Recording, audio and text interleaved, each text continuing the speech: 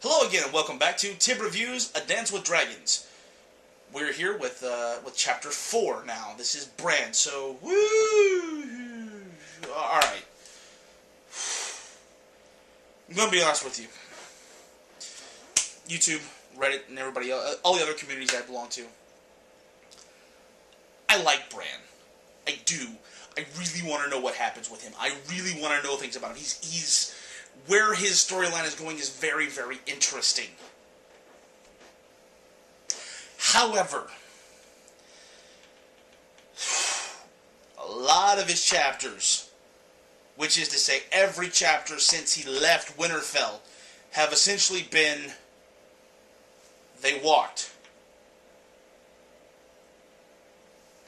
No, that's pretty much it. I mean, things happen, but things don't really happen. He has dreams, Jojen has dreams, Mira kills frogs. Now they got cold hands. I'm thinking, like, finally they have cold hands. This should be interesting. No. No, once again we have a chapter of walking. It seems oddly reminiscent of Randall Graves' take on the Lord of the Rings trilogy. Ugh.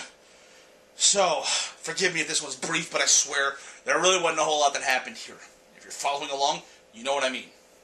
Basically, they go north. And then Cold Hands, whose face we can't see, and who is apparently not producing that puff of cold air whenever he talks, because he's not breathing because he's dead.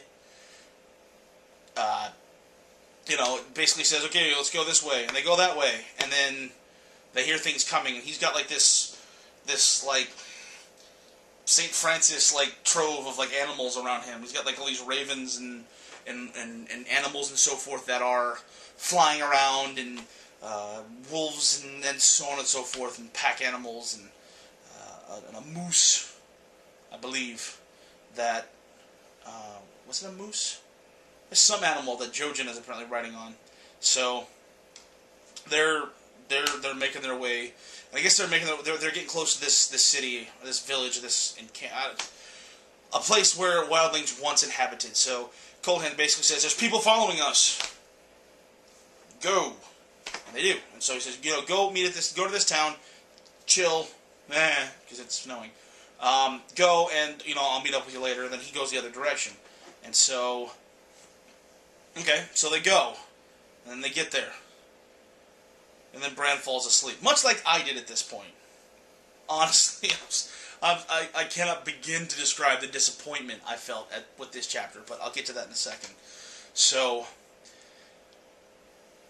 they go, Bran falls asleep, and then he goes into one of his wolf dreams again, and he goes and he sees where Cold Hands is, or was, rather, and the carnage of this fight that apparently took place, where the eyes are pecked out of all these men, indicating that the ravens were obviously a part of this.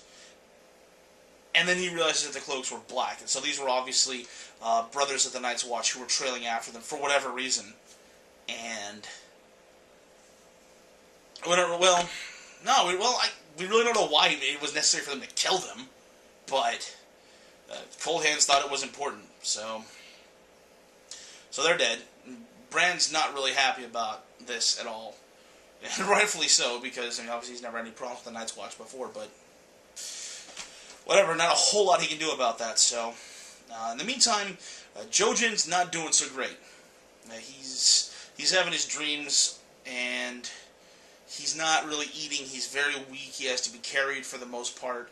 He refuses to eat.